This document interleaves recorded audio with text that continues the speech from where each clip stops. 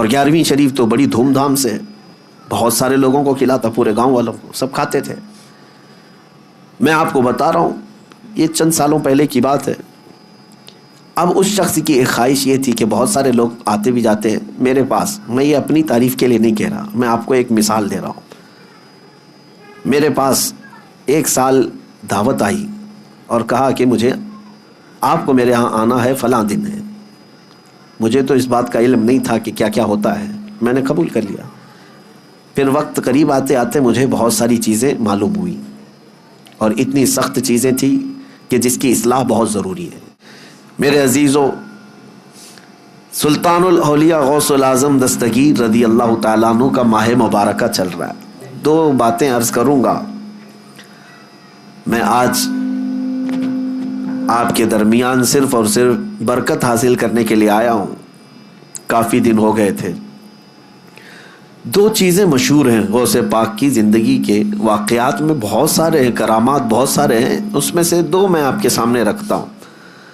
ایک بار اپنی خانقاہ میں سلطان الاولیاء سیدنا عبد القادر جیلانی رضی اللہ تعالیٰ عنہ آرام فرما رہے ہیں اور محو خواب ہیں، اور آپ کو سوتے ہوئے دیکھ کر کے ایک چور اندر داخل ہوا۔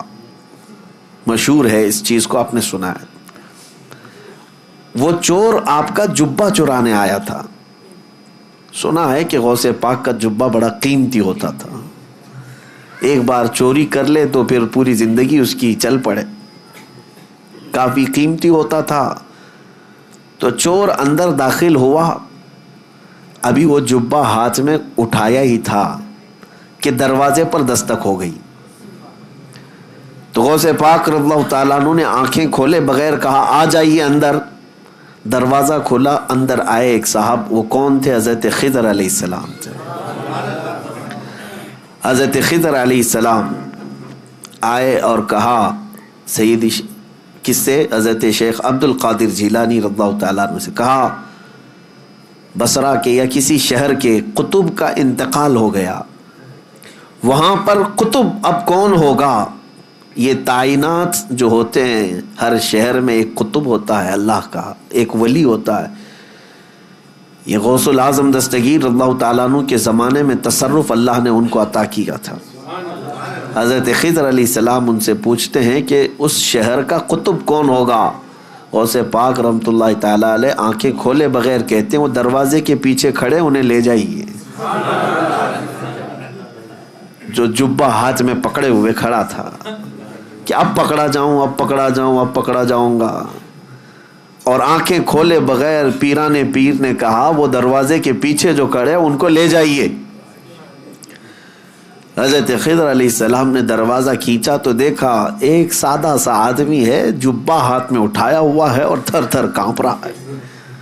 کہا کہ چلیے مبارک ہو، اللہ نے آپ کو قطبیت عطا کی، اسی لیے کہ شیخ عبد القادر جیلانی کی زبان سے نکلا ہے، چلیے ہمارے ساتھ۔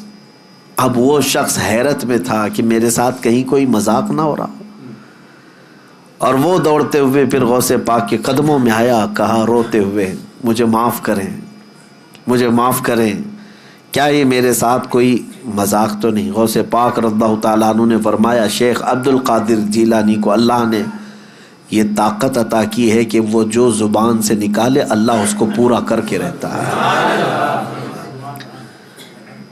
کہا کہ میں یہاں کس غرض سے آیا تھا آپ کو پتہ ہے؟ میرے ہاتھ میں آپ کا اٹھایا ہوا جبہ تھا۔ غوث پاک رضی اللہ تعالیٰ عنہ نے فرمایا سب ہمیں پتہ ہے، اور ہم چاہتے ہیں کہ تمہارے اس منصب کو، تمہاری اس ڈیوٹی کو بدل کر کے دوسری ڈیوٹی دے دی جائے۔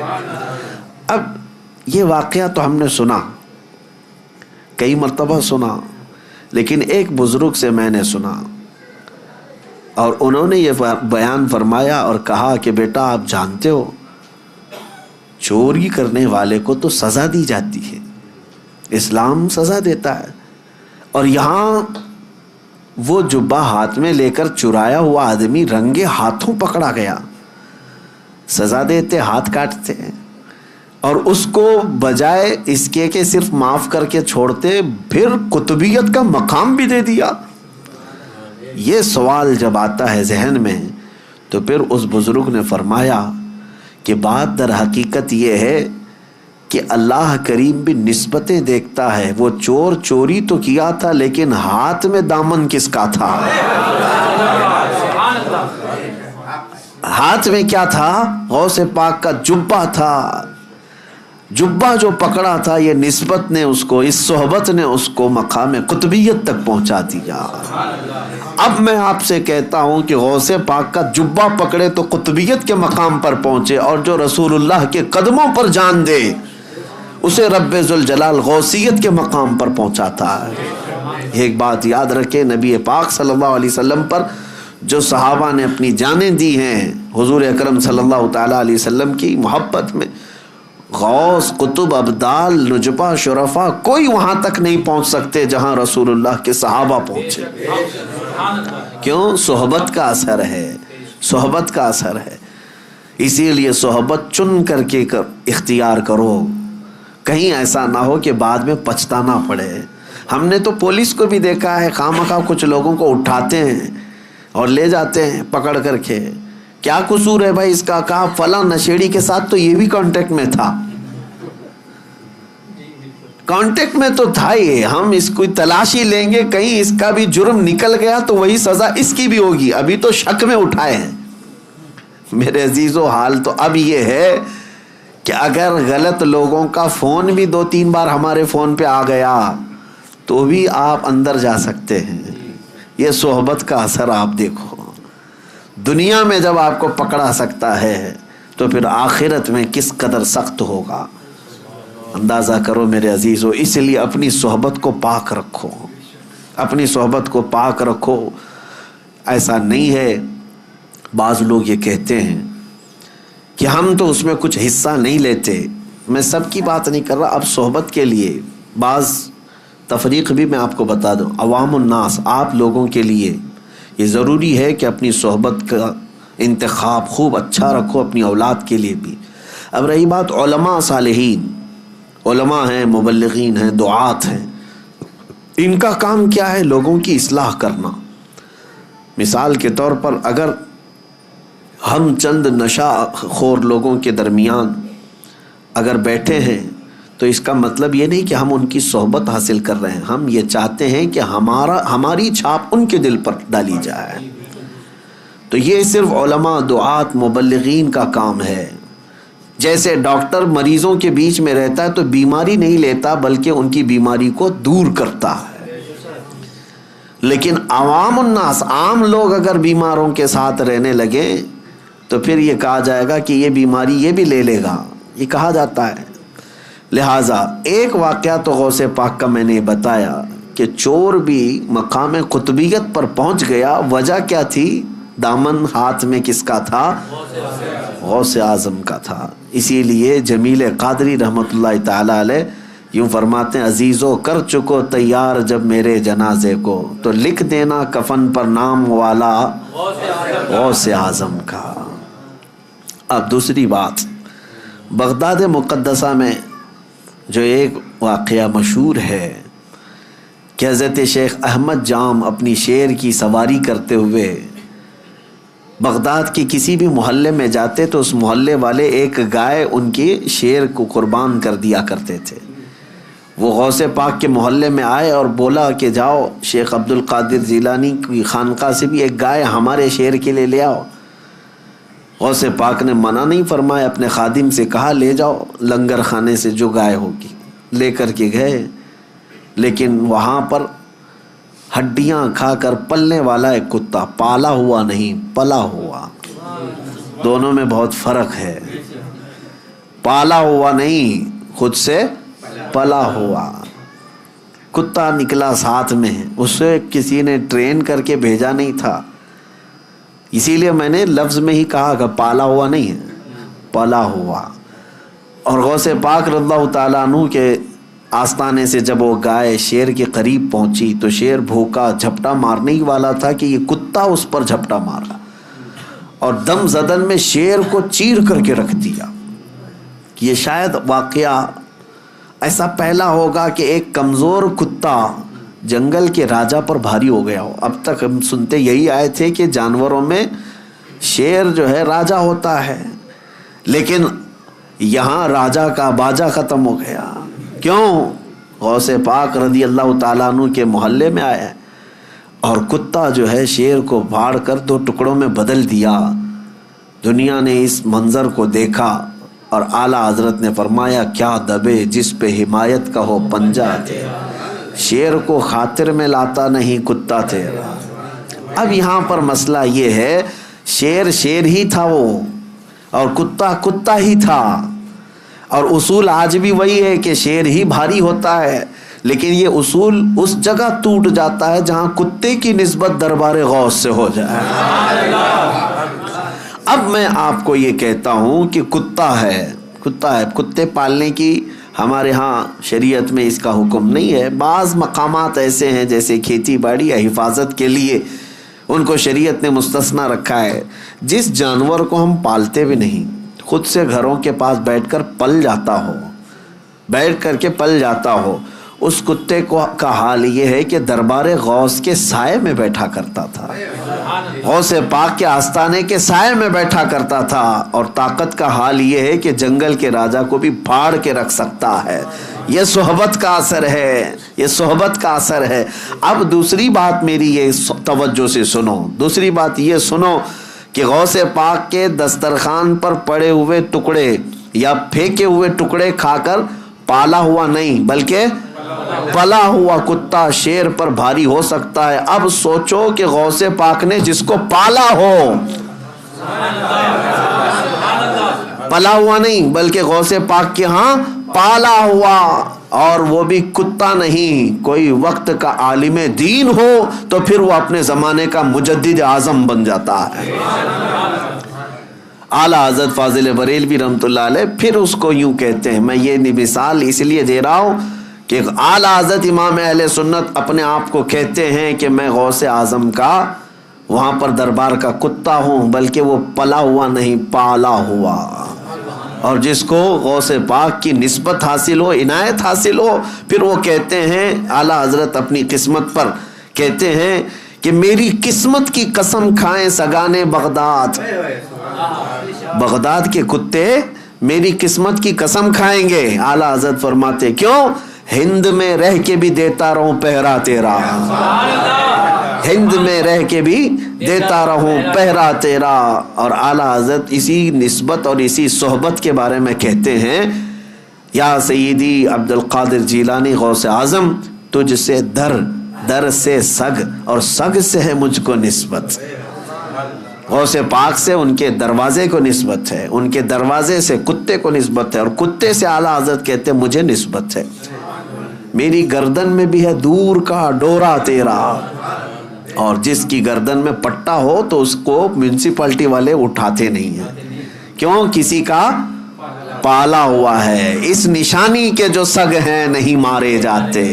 اعلیٰ حضرت کہتے ہیں اس نشانی کے جو سگ ہیں نہیں مارے جاتے. حشر تک میرے گلے میں رہے پٹا تیرا.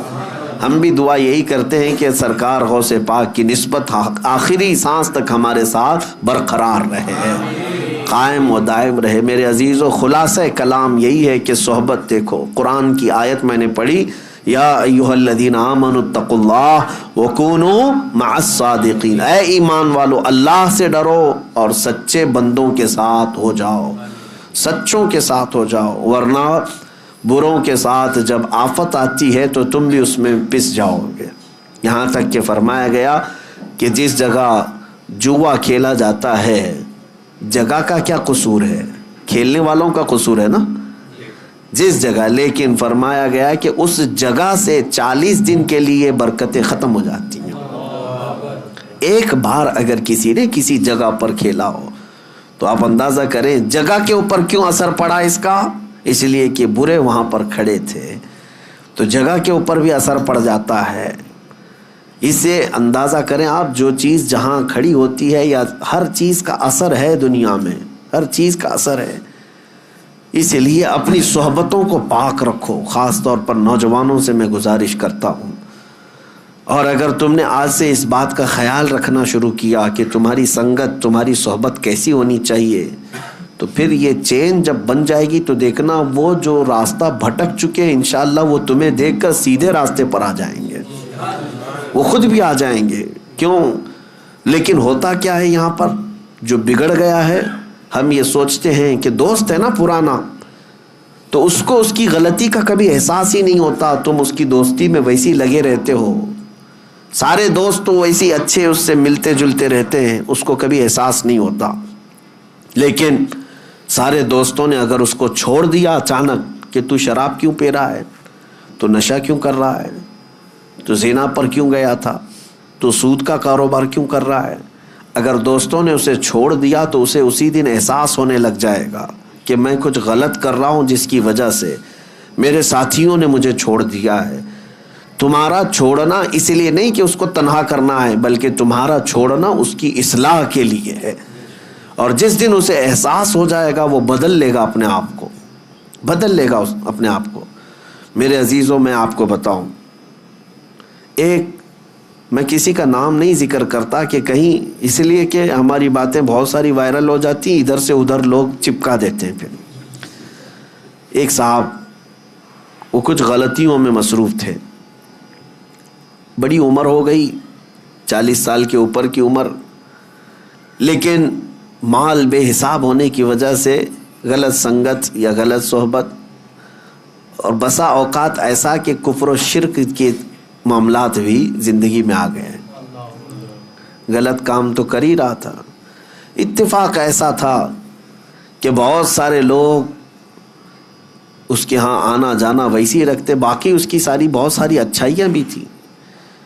اچھائیوں میں یہ کہ مسجدوں کی تعاون میں وہ بڑھ چڑھ کر کے آگے رہتا، اور 11ویں شریف تو بڑی دھوم دھام سے بہت سارے لوگوں کو کھلاتا، پورے گاؤں والوں کو، سب کھاتے تھے. میں آپ کو بتا رہا ہوں یہ چند سالوں پہلے کی بات ہے. اب اس شخص کی ایک خواہش یہ تھی کہ بہت سارے لوگ آتے بھی جاتے ہیں میرے پاس، میں یہ اپنی تعریف کے لیے نہیں کہہ رہا، میں آپ کو ایک مثال دے رہا ہوں. میرے پاس ایک سال دعوت آئی اور کہا کہ مجھے آپ کو میرے ہاں آنا ہے، فلاں دن ہے. مجھے تو اس بات کا علم نہیں تھا کہ کیا کیا ہوتا ہے، میں نے قبول کر لیا. پھر وقت قریب آتے آتے مجھے بہت ساری چیزیں معلوم ہوئی، اور اتنی سخت چیزیں تھیں کہ جس کی اصلاح بہت ضروری ہے. کچھ معاملات ایسے ہوتے ہیں کہ جس کو نظر انداز کیا جا سکتا ہے، لیکن کچھ ایسے ہیں جس کو نظر انداز کرنا آسان نہیں، جہنم میں لے جانے والے اعمال ہیں. پھر جب میرے پاس یہ باتیں آئی تو پھر شاید 2-3 دن بچے ہوں گے، تب میں نے پیغام بھجوایا کہ اس بار آپ مجھے بلانے کے لیے ضد کر رہے ہو، میں ہرگز نہیں آؤں گا جب تک تم ان تمام چیزوں سے توبہ نہیں کرتے. اور اس کے علاوہ ایک بات یہ بھی یاد رکھ لو، میں خود بھی نہیں آؤں گا، کسی عالم کو آنے نہیں دوں گا، اور عام مسلمانوں میں اعلان بھی کروں گا کہ تمہاری ان حرکتوں سے دین کا بھی نقصان ہے، تمہارا خود کا بھی نقصان ہے. یہ سخت سٹینڈ لینا ہو سکتا ہے کسی کے لیے ایسا لگتا ہو کہ اتنا سخت ہو گئے، فلاں چھوڑ کے بھاگ جائے گا، ایسا نہیں ہوتا. میرے عزیزو، شاید یہ دوپہر سے شام کی بات ہوگی، شام تک وہ بندہ جب دیکھا یہ سارے معاملات، ساری تیاریوں کے ساتھ آ کر کے کھل کر سب کے سامنے اپنی توبہ اور برات کا اظہار کیا، اور الحمدللہ وہ اپنی توبہ پر آج بھی قائم ہے. تمام چیزیں نکل گئی. میں یہ بات اس لیے کہہ رہا ہوں کہ اگر مومنین مل کر کے کسی کی اصلاح کی کوشش کریں کہ ہم تیری صحبت میں نہیں بیٹھیں گے، اگر تو باز نہیں آیا تو پھر اس کے اصلاح کا سامان ہو سکتا ہے. ہوتا یہ ہے عام طور پر کہ لوگ چاہتے نہیں ہیں، لوگ اس کے ساتھ اٹھنا بیٹھنا ویسے ہی جاری رکھتے ہیں، اس کی برائیاں دیکھ دیکھ کر کے بھی. میرے عزیزو، یہ اس کے لیے بھی زہر ہلال ہے اور تمہارے لیے بھی. وہ خود کبھی اصلاح کی طرف نہیں آئے گا، اور اس کی برائیوں کی صحبت کی وجہ سے تمہارے اوپر بھی قیامت کے دن سخت پکڑ ہو سکتی ہے. ان 2 چیزوں کی طرف آپ توجہ دیں. اب اخیر میں گفتگو کو سمیٹتے ہوئے یہ بات کہوں گا کہ ہم آج اپنے پیر و مرشد کے ہاتھ میں ہاتھ دے کر بیعت جو کرتے ہیں، یہ بھی صحبت ہی کی بات ہوتی ہے. صحبت ہی کی بات ہوتی ہے کہ ہمیں اچھوں کی صحبت ملے جو ہمیں رسول اللہ تک پہنچائے.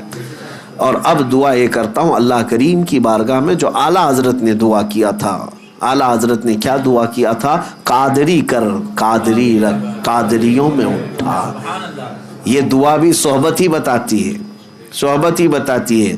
اچھا، جتنے بھی آپ کے نام کے ساتھ جو لفظ جڑ جاتے ہیں، آپ کے نام کے ساتھ نسبت، سلسلے کے نسبت کی وجہ سے جو نام جڑ جاتے ہیں، کوئی برکاتی ہے، کوئی نظامی ہے، کوئی قادری ہے، کوئی چشتی ہے، کوئی نقش بندی ہے، کوئی سہروردی ہے، اور کوئی رضوی، کوئی اشرفی. یہ نام تو نہیں ہے لیکن یہ نسبت ہے. اب آپ کے نام کے ساتھ اگر احمد اور برکاتی جڑ گیا تو یہ برکاتی لفظ ہی بتاتا ہے کہ اس کو صحبت ماہرہ مطہرہ سے حاصل ہے.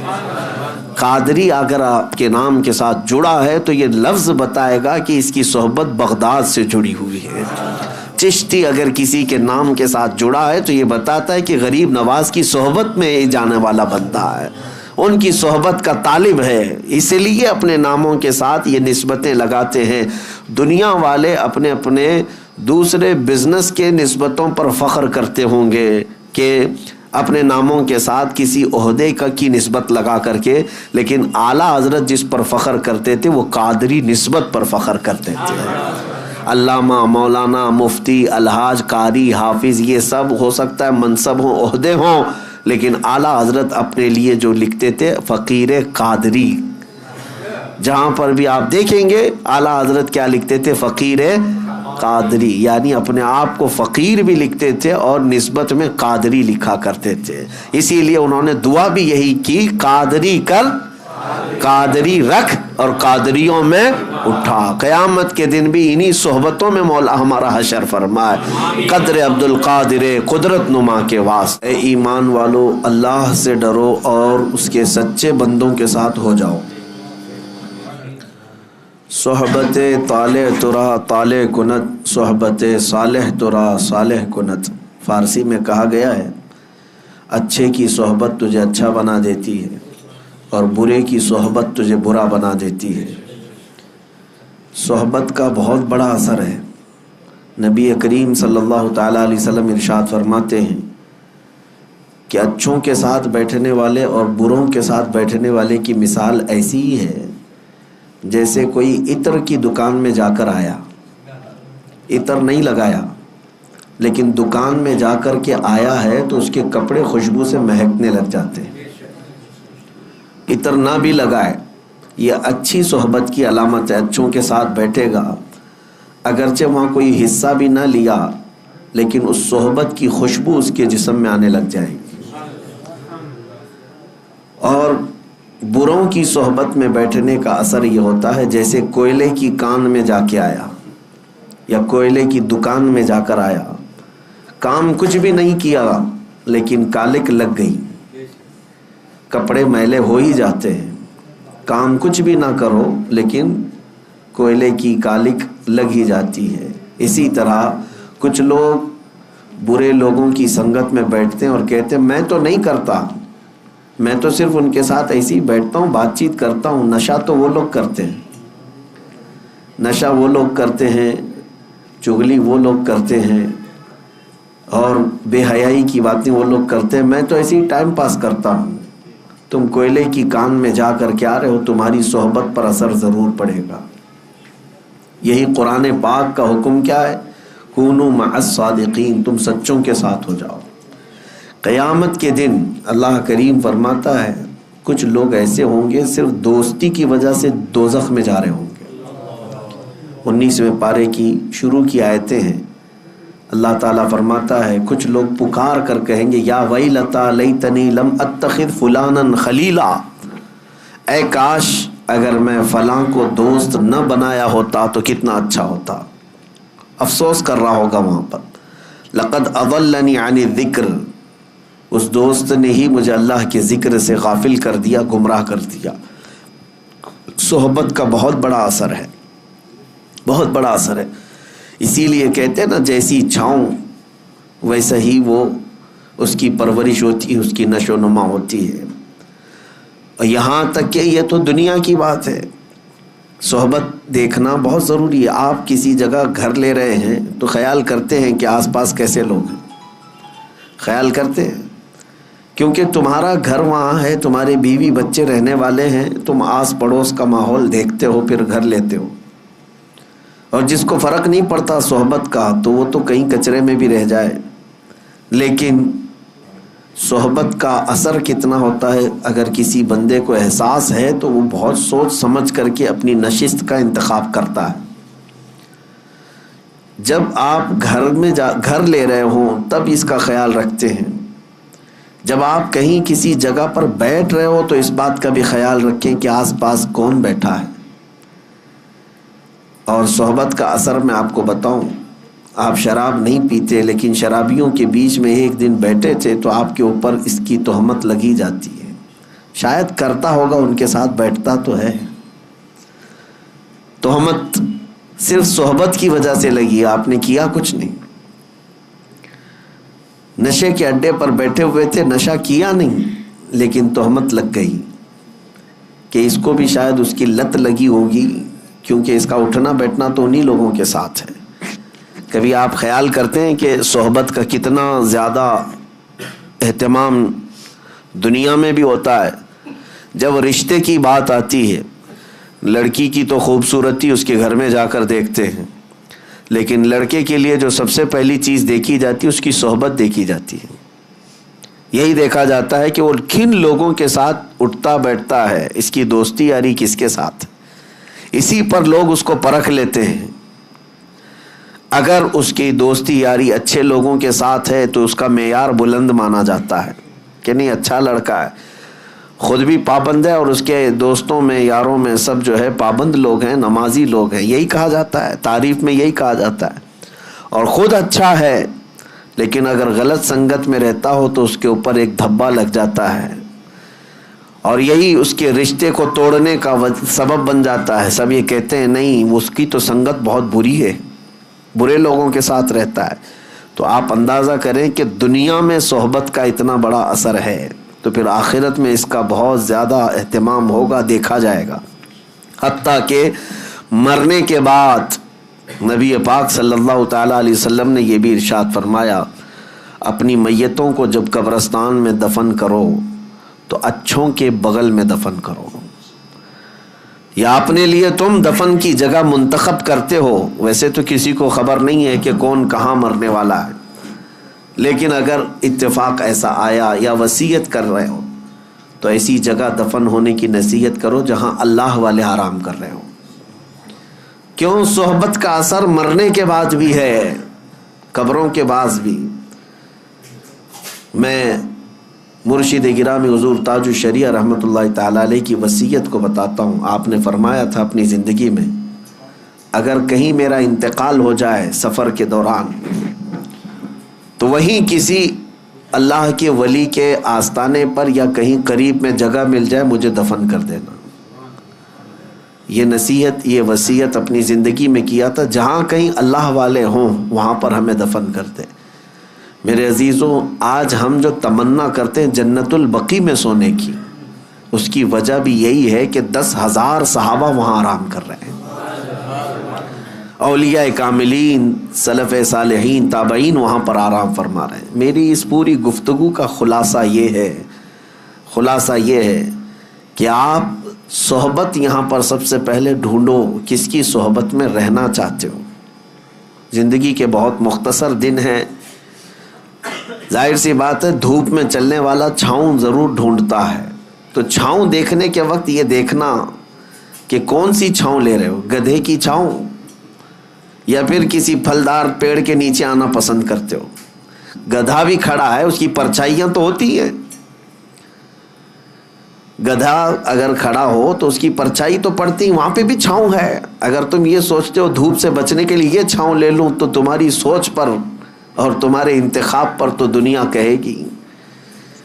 ہاں, اگر تم نے کسی گھر کا سایہ لیا یا کوئی درخت کا سایہ لیا تو کم از کم اتنا تو کہا جائے گا کہ ہاں اس نے سوچ سمجھ کر کے چھاؤں کا انتخاب کیا ہے. لیکن میں جس چھاؤں کی بات کر رہا ہوں میرے عزیز و جن صحبتوں کی میں بات کر رہا ہوں, اپنی اس شارٹ زندگی میں، مختصر زندگی میں اس صحبت کا انتخاب کرو جو صحبت تمہیں رسول اللہ کے قدموں تک پہنچاتی ہو،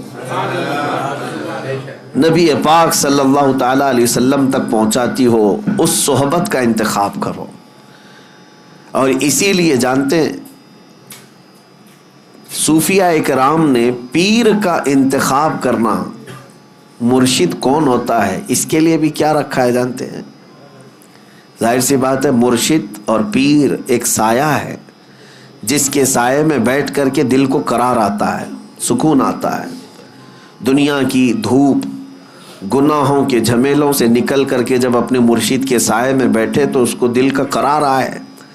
لیکن جانتے ہو صوفیاء کرام نے مرشد تلاش کرنے کے لیے بھی یا پیر ڈھونڈنے کے لیے بھی جو چیز سب سے اہم بتائی ہے وہ کیا ہے؟ یہ علامتیں نہیں رکھی گئی ہیں کہ چہرہ گورا ہونا چاہیے، کپڑے ایسے پہنتا ہو، اتنا لمبا ہو، اتنا ناٹا ہو، اتنا چوڑا ہو، یہ سب چیزیں تو نہیں ہیں، لیکن البتہ یہ کہا گیا ہے، یہ فرمایا گیا کہ مرشد کی تلاش میں تم یہ دیکھو کہ تم صحبت میں اس کے رہنے والے ہو، اس کی چھاؤں میں بیٹھنے والے ہو۔ یہ ضرور خیال رکھنا مرشد وہی ہوگا تمہارا جس کو دیکھ کر کے تمہیں اللہ کی یاد آنے لگے اور اپنے گناہوں سے نفرت ہونے لگ جائے، نبی پاک صلی اللہ تعالیٰ علیہ وسلم کے دیدار کی طلب بڑھ جائے۔ یہ صحبت کا اثر ہے، ورنہ صرف ناموری ہے تو پھر تم اس کی صحبت میں جا کر کے بھی کچھ نہیں اٹھا سکو گے۔ عزیزان گرامی وقار، اسی کو قرآن نے کہا ہے، اے ایمان والو اللہ سے ڈرو اور سچوں کی صحبت میں آ جاؤ، سچوں کی صحبت میں آ جاؤ۔ اور سچے کون ہیں؟ دنیا کے سب سے سچے لوگ انبیاء اکرام علیہ السلام، ان کے بعد صدیقین کی جماعت، ان کے بعد شہداء اور صالحین اولیاء اکرام کی جماعت، یہ وہ ہیں جن کو قرآن نے صادقین کہا ہے۔ اب میں آپ کو بتاؤں، یہ تو ہم تشریح کر رہے ہیں صادقین، لیکن میں آپ کو بتاؤں دنیا کا سب سے بڑا صادق جس کو کفار و مشرکین بھی صادق کہتے تھے وہ میرے رسول کی ذات۔ مکہ کے کفار کیا کہتے تھے رسول اللہ کو؟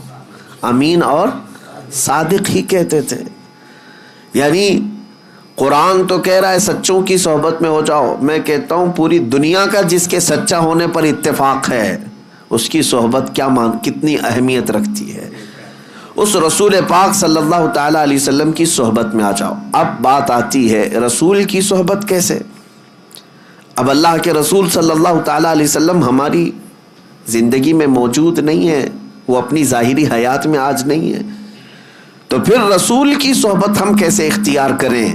تو نبی پاک صلی اللہ تعالیٰ علیہ وسلم کی احادیث کے ذریعے سے ملتا ہے کہ پھر امت کے جو اولیاء اکرام ہیں، علماء صالحین ہیں، وہ نبی کے نائب ہوتے ہیں، ان کی صحبت نبی کی صحبت۔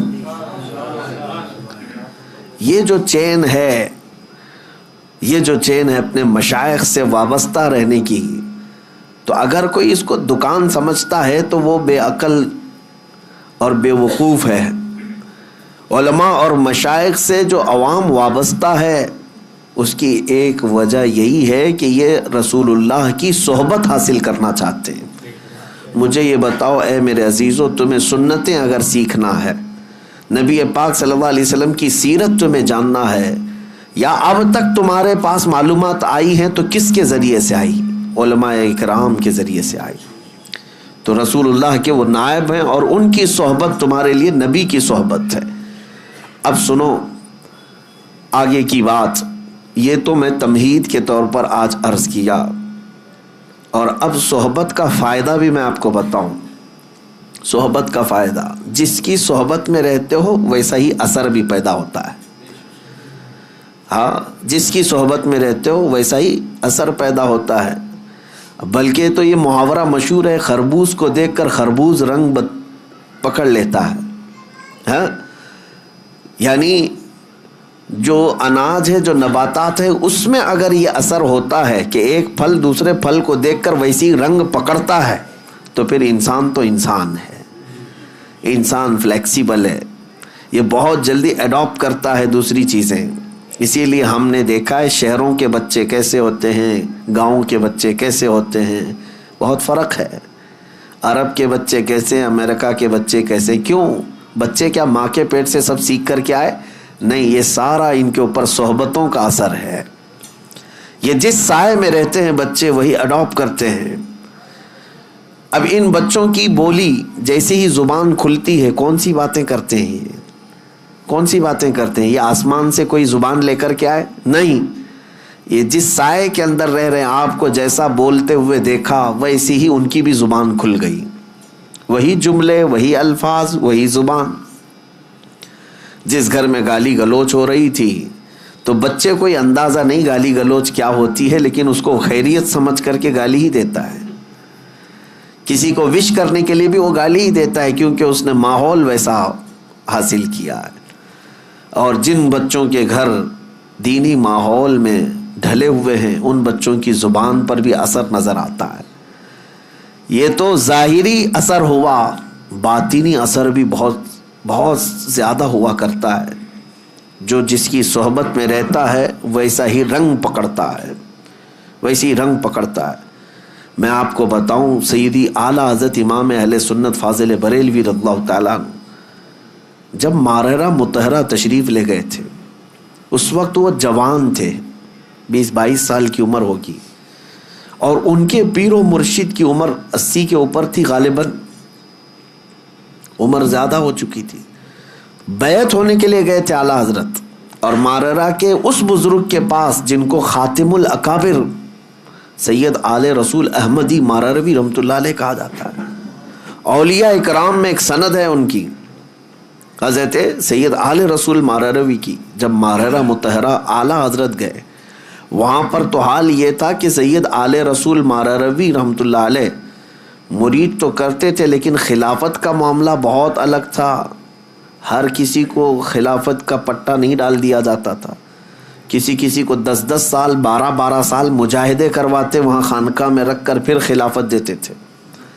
لیکن اعلیٰ حضرت جب گئے تھے وہ کمرہ آج بھی وہاں مارحرہ میں موجود ہے، جس حجرے کے اندر اعلیٰ حضرت اور ان کے پیر و مرشد صرف 2 ہی لوگ بیٹھے تھے.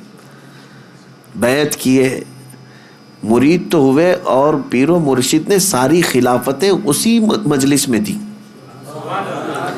اب جو بات میں کہنے جا رہا ہوں وہ توجہ. 22 سال کا نوجوان امام اہل سنت احمد رضا خان اور 80 سال سے زیادہ کے بزرگ حضرت سید آل رسول مارحروی رحمۃ اللہ علیہ. 20 سال اور 80 سال میں فرق ہے کہ نہیں ہے؟ جوان کیسا دکھتا ہے، بوڑھا کیسا دکھتا ہے. اعلیٰ حضرت جب وہاں پر بیعت کر کے خلافتیں لے کر کے جب حجرے سے باہر نکلے، دروازہ کھلا تو بہت سے لوگ باہر کھڑے تھے. سیدی آل رسول مارحروی رحمۃ اللہ علیہ کے مریدین، وہاں علماء اور صلحاء بہت سارے موجود تھے. دروازہ جیسے کھلا پیر اور مرید دونوں باہر آ رہے تھے. اب سنیے جو بات میں کہہ رہا ہوں، تاریخ میں لکھا گیا ہے کہ سبوں نے کہا کہ دیکھ کر کے یہ اندازہ نہیں ہو رہا تھا، دونوں کی شباہت ایک سی لگ رہی تھی. دونوں کی شباہت ایک جیسی لگ رہی تھی. یہ چند لمحوں کی صحبت مرشد کی 22 سال کے جوان کو خاتم الاکابر کی شباہت عطا کرتی ہے. یہ باطنی صحبت ہے، یہ باطنی صحبت ہے. اور صحبت کا اثر میں آپ کو بتاؤں، بد ہیں تو کیا ہوا، صحبت اچھوں کی ہو. اسی لیے اعلیٰ حضرت نے کیا کہا ہے، کیسے آقاؤں کا بندہ ہوں رضا، بول بالے میری سرکاروں کے.